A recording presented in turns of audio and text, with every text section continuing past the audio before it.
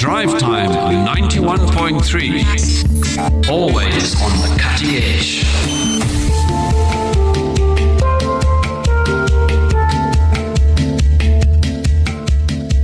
Voice of the Cape Drive Time, welcome to the show. The Rebuilding for Hope and Prosperity initiative, Rehop, which consists of a coalition of 7 Muslim NGOs, have been working jointly with the eThekwini municipality to rebuild the lives of Isipingo's market hawkers who lost their livelihoods in July's chaos last year. Joining us online to tell us how things are going, and it's quite a very exciting project, is Professor Shahida Cassim, retired Professor of Entrepreneurship at the Graduate School of Business at the University of KZN. Professor Shahida Cassim, Assalamu alaikum. Wa alaikum salam wa rahmatullahi wa barakatuh. Thank you. I see the Rehop initiative, it started off with cleaning up the market. It started, and then it went to creating offices, getting the hawkers stock. Then it went to the phase of introducing training, entrepreneurship training, and now we are quite far down the road, aren't we? Yes, indeed. Yes, indeed. We've made steady progress. And I have been responsible for developing the curriculum and selecting traders and actually conceptualizing a development intervention for the traders. Now, how long is this training program going to be that you're putting these people on? I mean, this is serious. This is no holds barred. At the end of it, we're going to have people who really know how to be entrepreneurs. Yes, indeed. So I've designed a 6-month program, and it's a kind of using multiple pedagogies, taking into consideration the context that these traders operate in. So they're largely micro enterprises, they're informal, they're operated by people who have little or no education, and bearing those factors in mind, and based on best practice globally as well as in Africa, I have designed a 6-month program for them. Now, looking at the people who are going to be attending, I mean, what's the makeup? I do believe it's a number of women, but men are also included as well.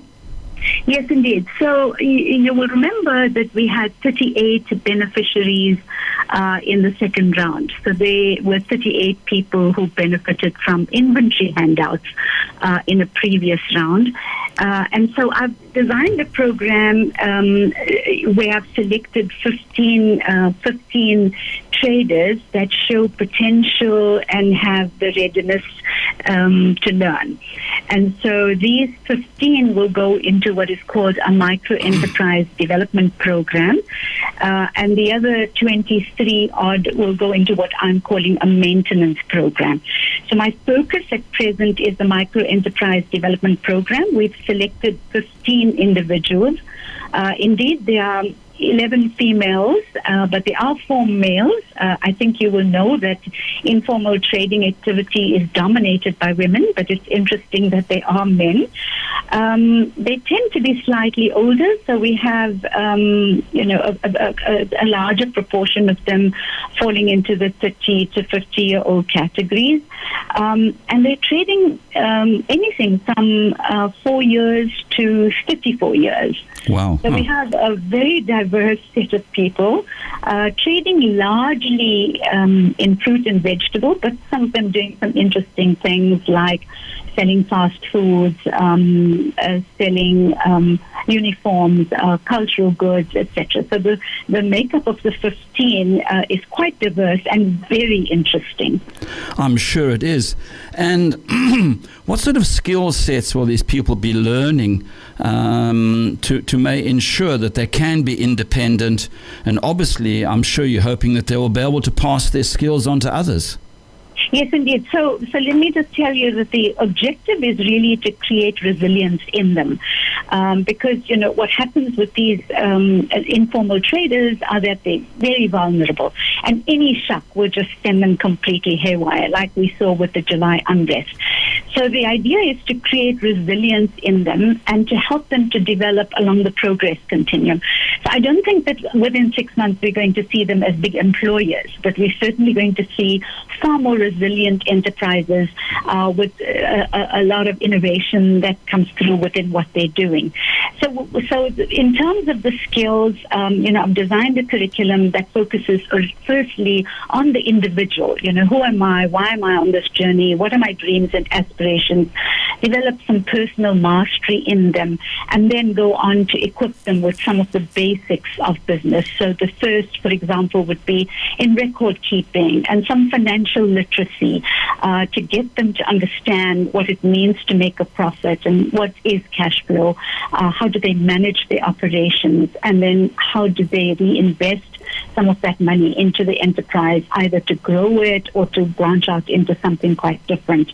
And then, of course, we come up with a bit of marketing. So very basic skills, but some of the fundamentals of business in a way that will inspire them to move on to the next level, if you know what I'm saying. And if we've selected those that already have a readiness to learn, I think we have a reasonably good chance of success with them.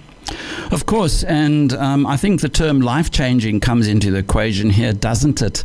That, Yes, one of the shortages that we have in South African society in terms of business is skills. And even if one person has skills, I'm sure you'll agree, life-changing for them, but I personally think life-changing for others around them, because when people see success, they're going to gravitate to the success and they're going to ask, how and why? How does this work? Yes, indeed. Yes, indeed. And one of the things that we're trying to communicate with them is, to have a network.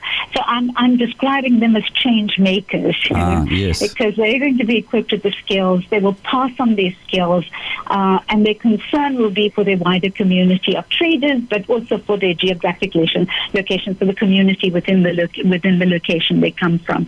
And so, indeed, it will be life-changing, but also wealth building for the whole community. And by wealth, I'm not necessarily only referring to financial wealth, but in the broader sense of the term. And of course, will this be an ongoing project? Because I'm sure once you've gone through the 23 people, that there are going to be 2,300 people knocking on your door. Well, this is almost like a pilot project. Because my previous experience has been with smaller enterprises, but not with informal enterprises.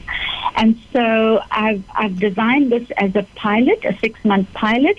And I think the Rehop organization has got a big vision. They want to see this progress into a national and maybe even a continent-wide set of interventions.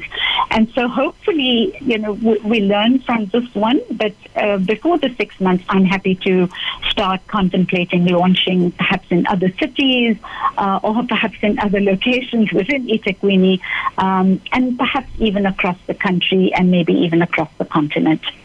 Now, Professor Shahida Cassim, this is exciting. And of course, we're talking about the Rebuilding for Hope and Prosperity initiative.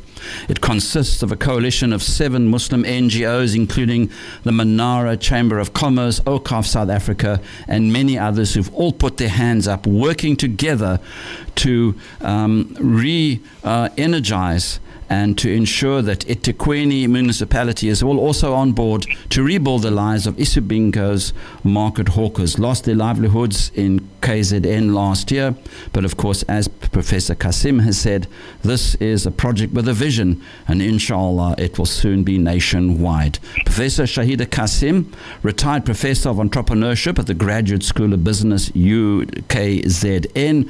Thanks for joining us, and everything of the best with Rehop. Thank you very much indeed. And I would like to invite your listeners to come and join hands with us and participate in whatever way they can in this program. Our first learning, what I call a learning lab, was held yesterday, and it was exceptionally interesting and really, really exciting to see the hawkers really absorb, all of what was given to them and look forward to this journey of theirs. And so really, I really want to invite your listeners to come and join me in this life-changing, life-altering path for a number of people who operate at the base of the pyramid. Professor Shahida Cassim, as always, thanks for joining us. Thank you very much, Shafiq.